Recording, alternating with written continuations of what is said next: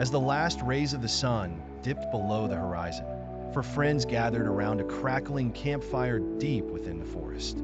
Emily, the most adventurous of the group, suggested they tell ghost stories to set the mood. Her eyes gleamed with excitement as the firelight danced upon her face. "I'll start," she said, glancing around at her friends one by one. Martin, the skeptic, rolled his eyes but leaned in, ready to be amused. Sarah, who believed in all things supernatural, clutched her jacket tighter, feeling the chill of the night. Jake, the logical one, adjusted his glasses and smiled, curious to see what Emily had in store. Emily's voice grew softer as she began her tale. "They say that this very forest is haunted.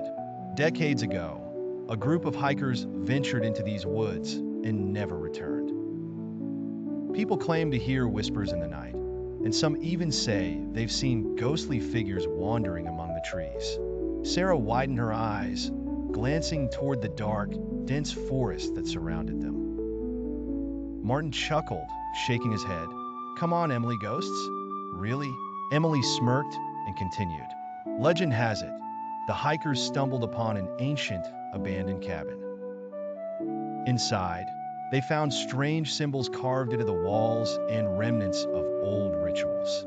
They didn't realize they had awakened something. Suddenly, a rustling sound came from the bushes nearby. All heads whipped in the direction of the noise, hearts pounding. Jake grabbed a flashlight and directed its beam towards the source, revealing only rustling leaves. "Probably just the wind," he said, though his voice lacked its usual confidence. Emily carried on with her story, her tone more intense. That night, the hikers heard whispers calling their names, and shadows flitted at the edges of their vision. One by one, they vanished, leaving behind only their belongings and a trail of unanswered questions. As the group listened, the campfire seemed to grow dimmer, as if the darkness was closing in on them. Sarah fought the urge to look over her shoulder. Martin opened his mouth to make another sarcastic comment, but he was interrupted by a loud snap from behind them. They all jumped, turning to see what it was. Nothing. "Okay, that's enough," Sarah said, her voice shaky. "We get it, it's just a story." Emily nodded, but there was an eerie silence among them now. No one felt much like laughing anymore.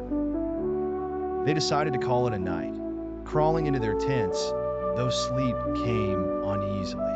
Emily lay awake, listening to the sounds of the forest, wondering if the legend had any truth to it. The wind howled through the trees, sounding almost like whispers. Her eyes grew heavy, and just as she was about to drift off, she thought she heard her name being called from somewhere far away, a soft and haunting whisper. She told herself it was just the wind, but a part of her couldn't shake the feeling that they were not alone in the forest that night.